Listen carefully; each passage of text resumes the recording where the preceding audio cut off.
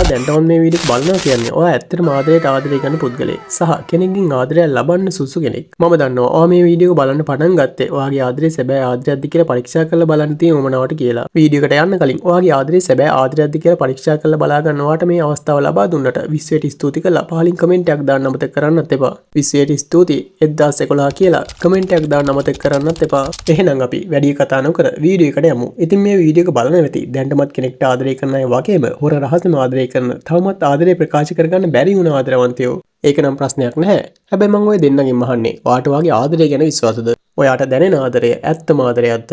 එහෙමත් නැත්නම් ආදරයක් කියලා හිතාගෙන ඉන්න තවත් එක ආකර්ෂණයක් කැමැත්තක් විතරද? හරි හරි. කලබල වෙන්න දෙයක් නැහැ. මම ඔයාගේ ප්‍රශ්න 10ක් අහන්නම්. ඒවට මම උත්තරයක් දෙනවා. ඒ අතරින් ඔයාට ගැළපෙන උත්තරේ තෝරන්න. ඔයා තෝරන උත්තරවලට ලකුණු හම්බෙනවා. වරද්දන්නේ නැතුව ඒ ලකුණු එකතු කරගන්න. අවසානයේදී ඔයාට එන ලකුණු ගානින් මට පුළුවන් ඔයාගේ ආදරය ගැන හරියටම කියන්න. ඔයාගේ ආදරය සැබෑ ආදරයක්ද එහෙම නැද්ද කියලා හරියටම කියන්නම්. මම වැරදි නම් ඔයාට පුළුවන් අපේ channel එක unsubscribe කරන්න. හැබැයි මං හරි නම් ඔයාත් පොරොන්දු වෙන්න ඕනේ අපේ channel එක subscribe කරනවා කියලා. මොකද කියන්නේ? කැමතිද වැඩේට? කතා ඇති. අපි යමු වීඩියෝ එකට. ප්‍රශ්න අංක 1. හිතන්න ඔයාගේ කෙල්ල හරි කොල්ල හරි කාලයක් තිස්සේ මහන්සියෙන් වැඩ කරපු ඉලක්කයක් ගොඩදා ගන්නවා. නැත්තම් විශේෂ ජයග්‍රහණයක් ලබා ගන්නවා. බලාපොරොත්තු වුණු කඩයිමකට ළඟා වෙනවා.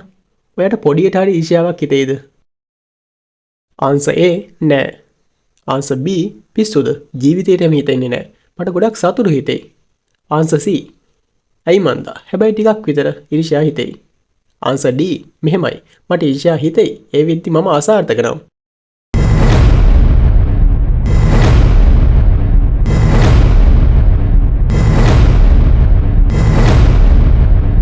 ඔයා තෝරගත්තේ ආන්සර් A නම් ලකුණු 3ක් හම්බ වෙනවා.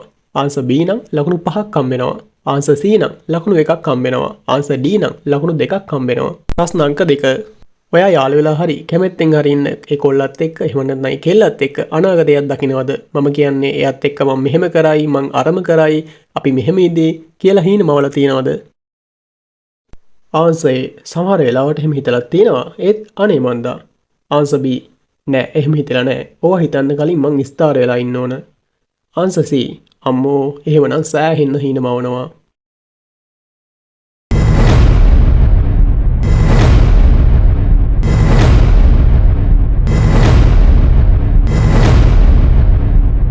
ඔයා තෝරගත්තේ ආන්සර් A නම් ලකුණු 3ක් හම්බ වෙනවා. ආන්සර් B නම් ලකුණු 1ක් හම්බ වෙනවා. ආන්සර් C නම් ලකුණු 5ක් හම්බ වෙනවා. ප්‍රශ්න අංක 3. ඔයා එයාත් එක්ක ඉද්දි ඔයාගේ අභිලාෂයන් රුචි අරුචිකම් ඒ විදිහටම තියාගන්නවද? මං කියන්නේ ඔයාට එයාලගේ ඉද්දි ඔයාම වෙලා ඉන්න පුළුවන්ද? ආන්සර් A අනේ මන්දා බෑ කියලාත් හිතෙන වෙලාවකට මට. ආන්සර් B මන් දන්නේ නෑ. මට ඒකට උත්තරයක් නෑ. ආන්සර් C ඇත්තටම එයාලග මම්ම තමා.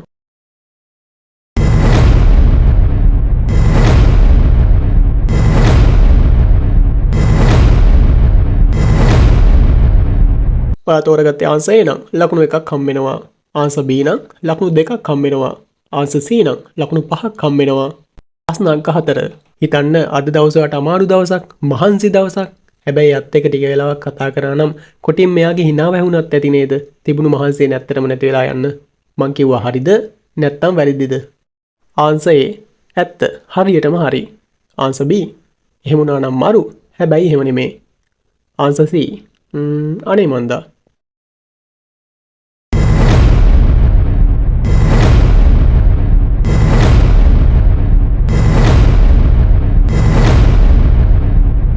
ඔයා තෝරගත්තේ ආන්සර් A නම් ඔයාට ලකුණු 5ක් ලැබෙනවා. ආන්සර් B නම් ලකුණු 1ක් ලැබෙනවා. ආන්සර් C නම් ලකුණු 3ක් ලැබෙනවා. ප්‍රශ්න අංක 5. ඔයා එයාව කී පාරක් විතර හීනෙන් දකින්නවද? ආන්සර් A අම්මෝ සතියක නැත්තම් මාසෙට 2-3 පාරක්වත් දකින්නවා. ආන්සර් B සතියකට සැරයක් විතර. ආන්සර් C මාසෙකට සැරයක් වගේ. ආන්සර් D හීනෙන් නම් දැක්කොත් කලාතුරකින්ම තමයි. ආන්සර් E මං එයාව කවදාවත් හීනෙන් දැකලා නැහැ.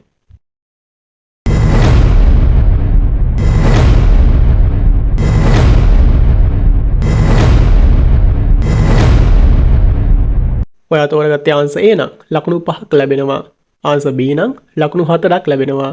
ආන්සර් C නම් ලකුණු 3ක් ලැබෙනවා. ආන්සර් D නම් ලකුණු 2ක් හම්බ වෙනවා. ආන්සර් E නම් ලකුණු 1ක් හම්බ වෙනවා. ප්‍රශ්න අංක 6. ඔයා එයාත් එක්ක ඉන්න. එයාත් එක්ක කාලය ගත කරන්න ආසයිද? ආන්සර් A මගේ මූඩ් එකත් එක්ක තමයි ඒක තීරණය වෙන්නේ. ආන්සර් B අනේ මන්දා ඒකටත් මං ගාව උත්තරයක් නැහැ.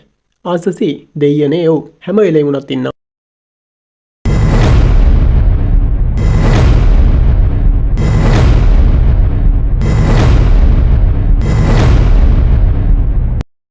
ඔයා තෝරගත්තේ ආන්සර් A නම් ලකුණු 3ක් ලැබෙනවා.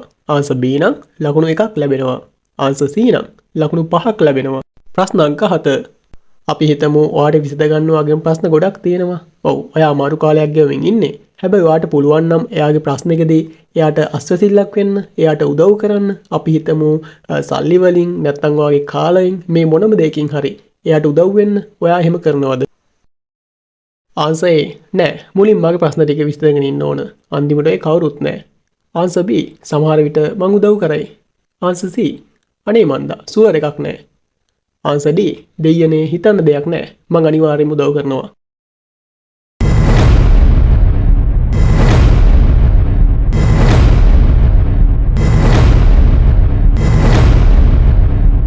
ඔයා තෝරගත්තේ ආන්සර් A නම් ඔයාට ලකුණු 1ක් ලැබෙනවා.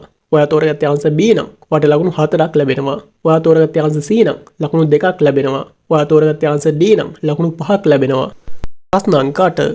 ඔයා යාළු වෙලා හරි කැමැත්තෙන් ඉන්න හරි ඒ කොල්ලා නැත්නම් ඒ කෙල්ල සතුටින් ඉද්දි සතුටු වෙන්න තරම් විශේෂ හේතුවක් නැති ඔයා සතුටු වෙනවද? ඔයාට සතුටු හිතෙනවද? ආන්සර් A නෑ. තාම එච්චරටම පිස්සු නෑ මට.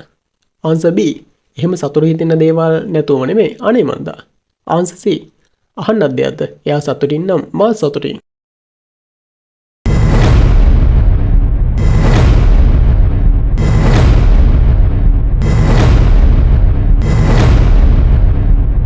ඔයා තෝරගත්තේ ආන්සර් A නම් ඔයාට ලකුණු 1ක් හම්බ වෙනවා. ආන්සර් B නම් ලකුණු 3ක් හම්බ වෙනවා. ආන්සර් C නම් ලකුණු 5ක් හම්බ වෙනවා. ප්‍රශ්න අංක 9. එයා නිසාවෙන් ඔයා තව තවත් හොඳ මිනිස්සෙක් වෙන්න උත්සාහ කරනවද? මං කියන්නේ ඔයාගේ නරක ගතිගුණත් නැති කරගන්න උත්සාහ කරනවද? ආන්සර් A අනිවාර්යෙන්ම ඔව්. ආන්සර් B නෑ. මට එහෙම හිතෙන්නේ නැතිම තරම්.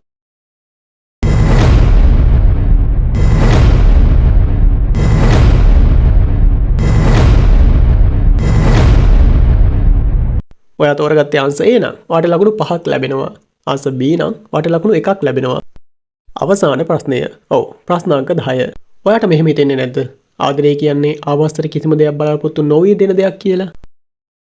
ආන්සර් A ඔව් ඒක ඇත්ත. ආන්සර් B අනේ මන්දා මට ඔයා ගැන ලොකු අදහසක් නැහැ. ආන්සර් C නෑ ඒක වැරදි. ආදරය කියන්නේ දින තරමටම ලැබෙන්න ඕනි දෙයක්.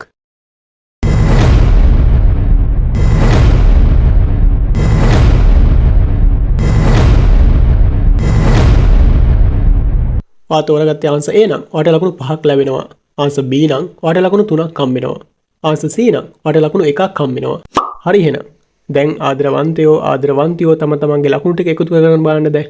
ඔයාට ඒකට කාලය ඕන නම් වීඩියෝ එක පොඩ්ඩක් ස්ටොප් කරගන්න. හැබැයි පොරොන්දු වෙන්න ඕන. ඔයාට ආපු ලකුණු ප්‍රමාණය සහ මං ඔයා ගැන කියපු විස්තරය හරිද වැරදිද කියලා යටින් කමෙන්ට් කරලා කියන්න. එතකොට උඩ දිගුණ පොරොන්දුවත් මතකයිනේ. මං හරිනම් අපිව සබ්ස්ක්‍රයිබ් කරනවා කියලා කිව්වේ ඔයා.